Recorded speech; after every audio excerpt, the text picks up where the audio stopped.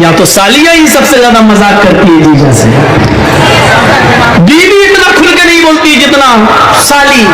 یہ جو کیسی لگی میری بہن کہ ساری سالیاں ہی مذاق کرتی ہیں سب سے زیادہ جیجا سے. ہاں جس طریقے سے سالی بہنوئی کے ساتھ کھانا نہیں کھا سکتی ہے بہن کی موجودگی میں، اسی طریقے سے آپ کا چھوٹا بھائی بھی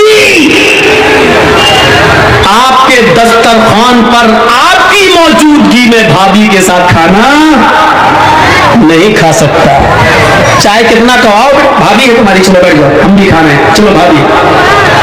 ادھر سالیاں جیجا سے مذاق کر رہی ہیں سب سے زیادہ، اور ادھر بھابیاں دیور سے مذاق کر رہی ہیں سب سے زیادہ.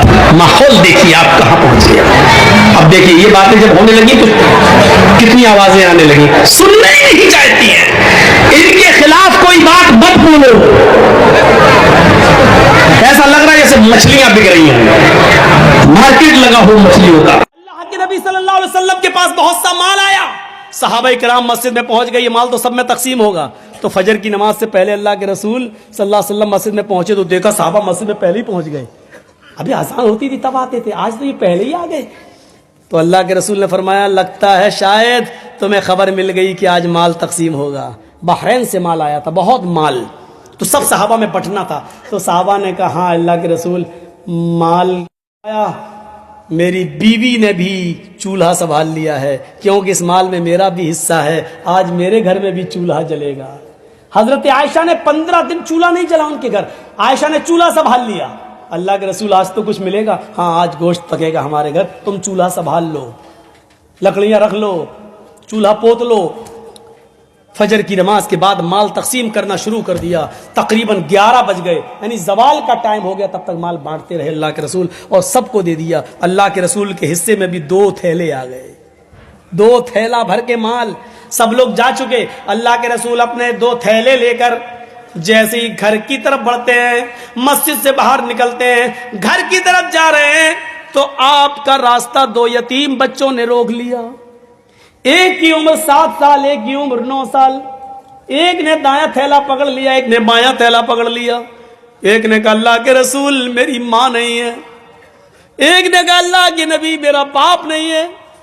ایک نے کہا اللہ کے رسول میری ماں نہیں ہے، میرے باپ نے دوسری شادی کر لی.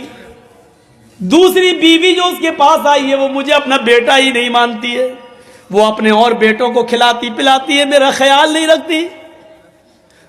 دوسرے نے کہا اللہ کے نبی میرا باپ نہیں ہے. ادھر میری ماں نے دوسری شادی کر لی، وہ باپ مجھے کچھ نہیں سمجھتا ہے اور وہ میری ماں کا غلام سا بن کے رہ گیا ہے. اے اللہ کے نبی صلی اللہ علیہ وسلم مجھ پر رحم کیجیے. دائیں نظر ڈالی تو 7 سال، بائیں نظر ڈالی تو 8-9 سال. ہاتھ کی بندش ڈھیلی پڑ گئی.